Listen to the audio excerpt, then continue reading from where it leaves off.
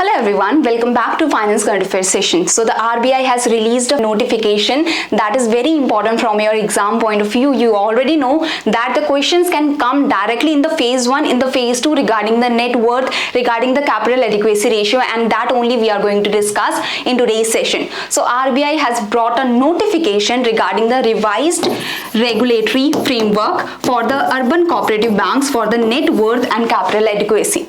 So there is a change that has been made in this framework that we are going to discuss in today's session. So you can see that in the newspapers it has been covered that capital adequacy ratio norms enforcement for the urban cooperative banks advanced to financial year 23 end. So what is the change? We will understand the meaning of this, as well as we are going to discuss this complete framework for the net worth, for the capital adequacy. So any question that can come in the phase 1, in the phase 2 will be catered in today's session, and you will be surely able to answer the questions. Okay, so before starting with this, first of all, subscribe to the YouTube channel so that you can get the videos continuously that is regarding your examination, that is relevant for your examination, that will help you a lot. So join our Telegram channel for the PDF of the sessions. Okay, so now coming to our today's topic, first of all, there were 3 notifications that were released by the Reserve Bank of India regarding the revised framework for the urban cooperative banks. I hope you have already done those 3 notifications. Okay, those 3 revised regulatory frameworks. So that was released on December 1. So these 3 notifications were released on December 1, 2022, and we have already discussed these 3 notifications. Okay, so the first one was regarding the revised regulatory framework, in which there was the categorization that was done for the urban cooperative banks. Revision of the categorization was done for the urban cooperative banks. The second was the review of the rules, the review of the norms for the classification of urban cooperative banks as financially sound and well managed. That is, which urban cooperative banks will become the financially sound, are financially sound and well managed. The third notification was the most important, from which direct questions can come. That was regarding the revised regulatory framework for UCBs for the net worth and the capital adequacy. So this we are going to discuss in today's session also, because the change that has been brought is in this notification, that is revised regulatory framework for urban cooperative banks, net worth and capital adequacy. Now this notification is released again in March 28, 2023. So what is the change? When RBI had already released this notification on December 2022, so why RBI had to bring this notification again? So the change, a very minute change has been done, that is regarding the para 7. So in para 7 it was written in this notification that it is applicable to all the primary urban cooperative banks. That is true for now also. The change is from when it will come into effect. So when it will come into effect. If you already know these notifications very well, you should know that these 2 have come into effect from immediate effect. From immediate, that is from this date only, these 2 notifications, these 2 regulations came into effect. But for this third notification, this have to be come into effect from April 1, 2023, and now RBI has said in its new notification, in its current notification, the RBI has said that we are changing the date for this notification to come into effect, and we are changing it to March 31st, 2023. That is, this notification will come into effect from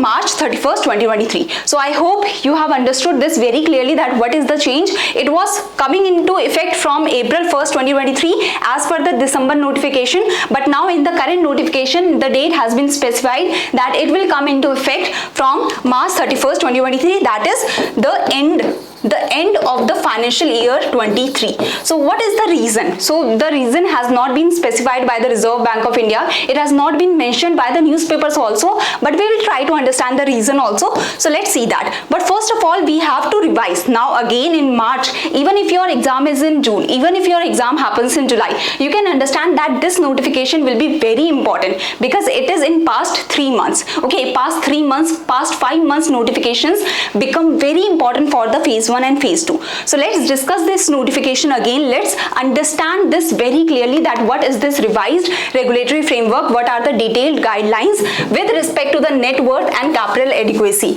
And let me tell you that this is the favorite topic of RBI to give the questions from. Okay, the RBI usually give 1 or 2 questions from the net worth and the capital adequacy. So this circular is applicable to all the primary urban cooperative banks. That I have told you that this circular was applicable for all the primary urban cooperative banks. That is true as per the new circular also, but the date has been changed. The instructions will not come into effect from 1st April 2023, but it has already come into effect from March 31st 2023. Okay, so what are the notification is regarding? So first of all, the notification is talking about the net worth. Okay, the revised regulatory framework is talking about the net worth. So net worth is what should be the minimum net worth of the urban cooperative banks? What is the net worth? First of all, net worth is the value of the company, the minimum value, the minimum worth of the company, that is calculated through this method, that we are taking the total assets of the company minus the total liabilities of the company. So it is telling us the true value of the company. Okay, so total assets minus total liabilities is equal to the net worth. So it tells us the true value of the company. So here you can read this to understand the net worth. I hope you have got the basic idea that what is net worth, that is the true value of the company. Okay, the value of the or minimum net worth of the company. So now for the tier 1 urban cooperative banks that are operating in a single district, so that is they are available in only one district. For those tier 1 urban cooperative banks, the minimum net worth should be of rupees 2 crore, and for all other UCBs, that is the tier 1 UCBs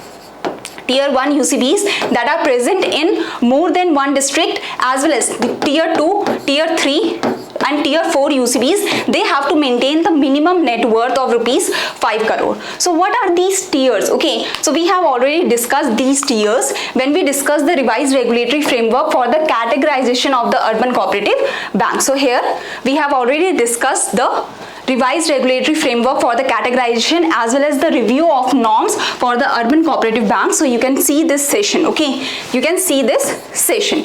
So here the tier 1 UCBs are all the unit UCBs, that is the single UCBs, the independent UCBs that are present in only one district or at only one place, as well as the salary earners UCB, that is the salary earners are coming together, they are saving, they are making the thrift societies, they are making the saving societies set up by the employees of the governmental departments or PSUs. So these are the tier 1 UCBs, that can be the unit UCBs as well as the salary earner UCBs as well as all other UCBs that have the deposit size of 100 crore. Okay, that have the deposit size of up to 100 crore, not more than that.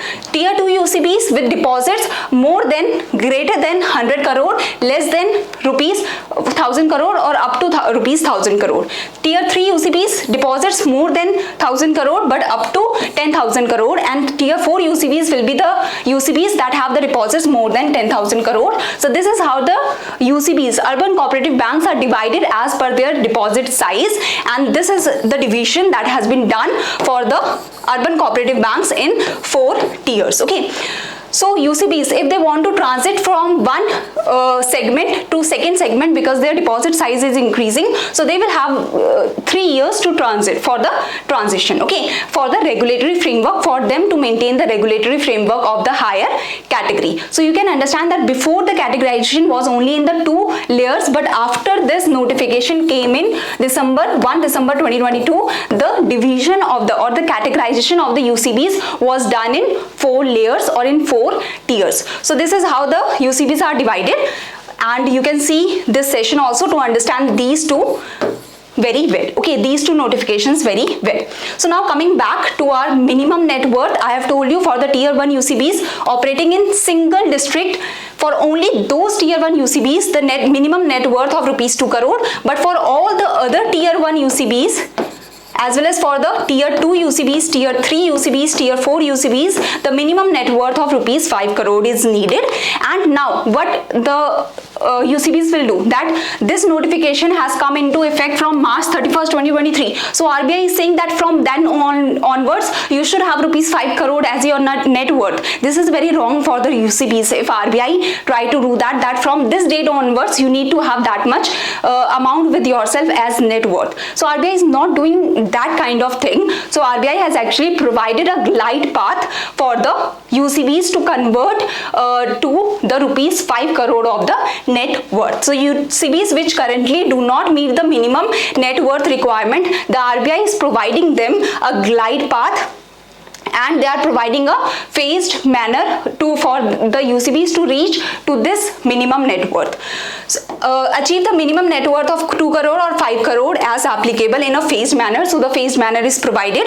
Such UCBs shall achieve at least 50% of the applicable minimum net worth. That is, if the applicable net worth is rupees 5 crore, I am a tier 2 UCB or you are a tier 3 UCB, you need to have the rupees 5 crore of the net worth. So at least 2.5 crore of the net worth you should have by March 31st, 2026, and the entire stipulated minimum net worth, that is 5 crore, you must have on or before March 31st, 2028. Now, one of the things that could be that why the RBI has said that March 31st, 2023, from this date, the instructions should be applicable is because the phased manner, like we are seeing from this financial year, ending of this financial year to the ending of the financial year of 2026 to the ending of the financial year of 2028, and that's why it can be said that that's why the RBI has provided this as the instructions to come into effect rather than April 1st. Okay. So this can be one of the reason, and I hope you have understood that what is the minimum net worth for different tiers, what is the minimum net worth and how it will be applicable in a phased manner in a glided path. Okay. So now coming to the CRAR. Now the UCBs have to maintain a minimum CRAR. First of all, what is CRAR? It is the capital to risk weighted assets. Now what are the assets of a bank? You must know that what are the assets of a bank. So the loans that the banks are giving, are the assets of the bank, and all the loans have some risk attached. So if the bank is giving the loan to government, let's say, so it has 0% risk or near to 0% risk. But if the bank is giving the loan to some big corporate, then also the risk might be 10%, 20%. But if the bank is giving the loan to the farmers or the MSMEs, then the risk is considered higher. So you can understand that as per the loan, the risks are different. So that's why the risks are weighted with that loans, and then the total risk weighted assets are seen. That is, let's say the bank has 100 crores of the total risk weighted assets, that is the loans. Now against this 100 crore, so the banks have to maintain some eligible total capital also. Okay, so that is the CRAR, capital to risk weighted asset. Let's say they have to maintain 12% the eligible capital with themselves, that any loan go down, any loan is not coming back, they have this eligible total capital to handle that kind of risk, to handle that kind of distress situation. Okay, so that's why this eligible total capital is kept with the banks only, so that they can handle the risk situation, they can handle the distress situation. Let's say CRAR is 12%, that is capital to risk weighted asset is 12%, that is, let's say 12 crores are kept with the bank when the bank is doing the total risk weighted assets of 100 crore. I hope this point is very clear to you. Again and again we have discussed the CRAR, that is the capital to risk weighted asset, the capital that the banks have to maintain with themselves when they are doing the total, when they are doing the risk weighted assets, when they are giving the loans that have the risk attached. So now the tier 1 UCBs, all the tier 1 UCBs have to maintain a minimum CRAR of 9%. That is, let's say if they are giving the loan of 100 crore, risk weighted asset of 100 crore, they have to keep 9 crore with themselves. For the tier 2 to tier 4 UCBs, they have to maintain a minimum CRAR, capital to risk weighted asset of 12% of the risk weighted assets on an ongoing basis. That is, continuously they should have 12% of the capital with themselves against the risk weighted asset that they are doing. So I hope you have understood, you will remember these points. And again, for the tier 1 UCBs, there is no glide path that is provided by the Reserve Bank of India. Why? Because currently 9% every UCB had to maintain. Okay, every UCB had to maintain at least 9% of the CRAR.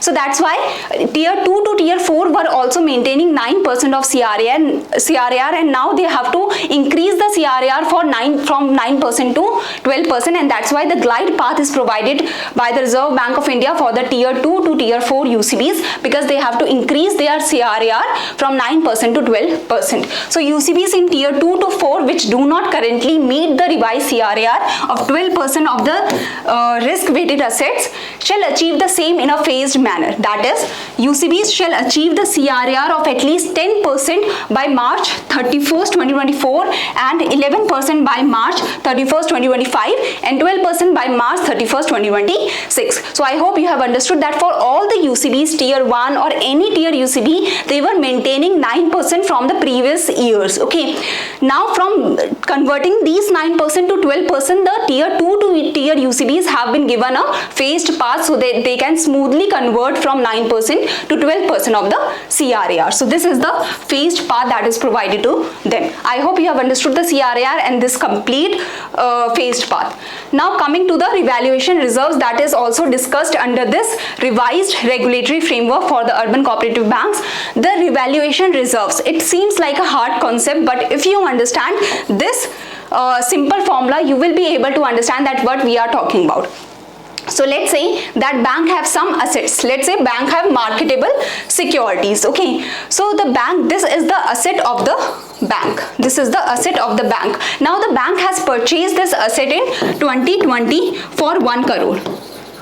Okay, some marketable securities the bank has purchased in 2020 for 1 crore, on which the bank is getting interest. So this is the asset of the bank because the bank is getting interest on it. Now in 2022, this same asset, this same marketable securities value has been increased in the market for 5 crore. Now in the market, these marketable securities are of value 5 crore. That is the market value. That is the market value of the asset is different from the carrying value, is different from the base value that was written in the books. So the market value is what? It is 5 crore. And the base value or the carrying value when the marketable securities or when the asset was purchased was 1 crore. I hope you have understood this very clearly. Revaluation reserve, the market value of the asset, that is the current value of the asset minus the book value of the asset, that is when it was purchased at that time, what was the value. So 5 crore minus 1 crore. So revaluation reserve is what? It is the increased value or appreciated value of the asset. So it is 4 crore is the appreciated value of the asset.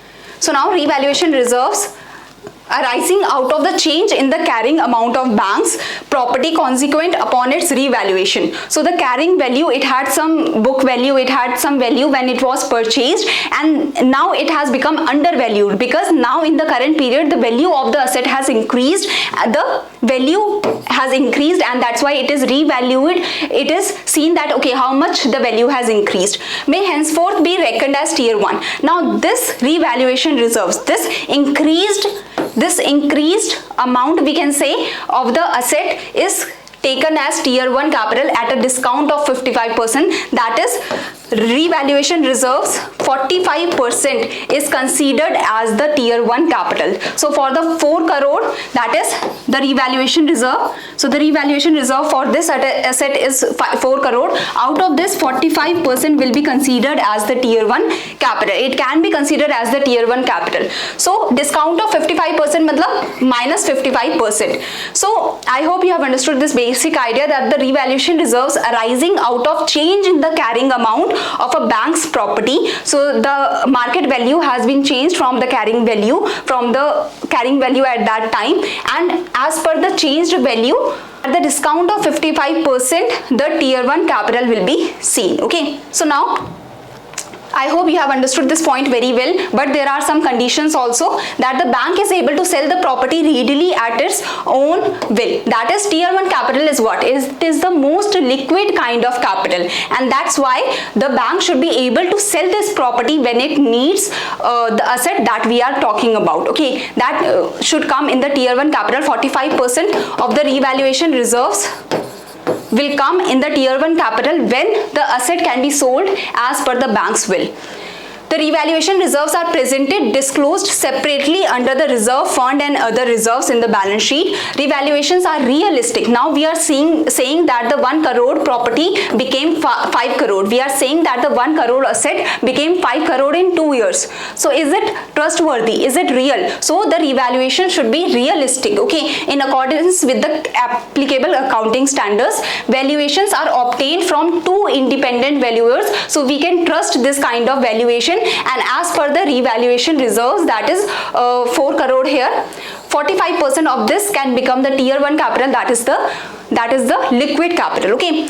Where the value of the property has been substantially impaired by any event, these are to be immediately revalued. That is, COVID-19 came and that's why the value of the assets changed. So in this case, in the case of any event where the value of the asset can change drastically, then the revaluation should happen as soon as the event ends or during that event. So then also immediately the revaluation should happen so that we can know the real value of the assets in this turbulent time. The external auditors of the bank have not expressed a qualified opinion of the revaluation of the property, so this should not happen.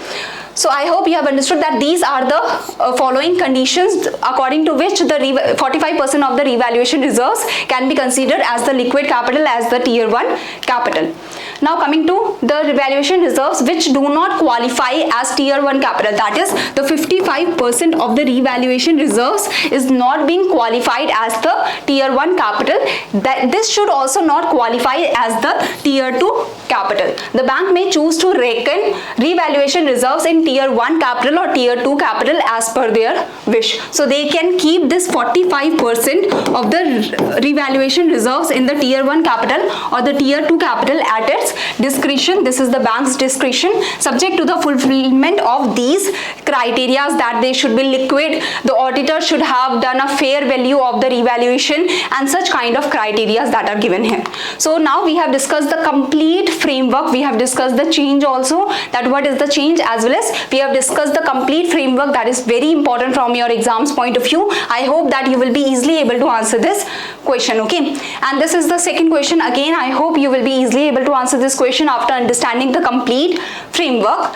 So thank you very much, and there is a big announcement from EduTap that we have brought for you these guidebooks that are very important from your exams point of view. You can directly understand and you can get all your common queries answered through a single guidebook. If you want to understand about the exam, that what is the previous year cutoff for the exam, what is the syllabus for the exam, what is the pattern for the exam, all these common queries are answered through this single guidebook. And even if you want to know about the organization, even if you want to know about the preparation, all these common queries are answered through this single guidebook, and you can easily download this guidebook. The link is given in the description box below, and let me tell you that this is made absolutely free of cost to save your time, to save your efforts, and you can easily download this guidebook. The link is provided in the description box below. Do download this book. They are going to help you a lot in getting the understanding regarding the exam, okay? So thank you very much, and if you have any query, you can mail us here, you can contact us through this number, and the PDF of this session you will get in the Telegram channel, okay? Thank you very much everyone.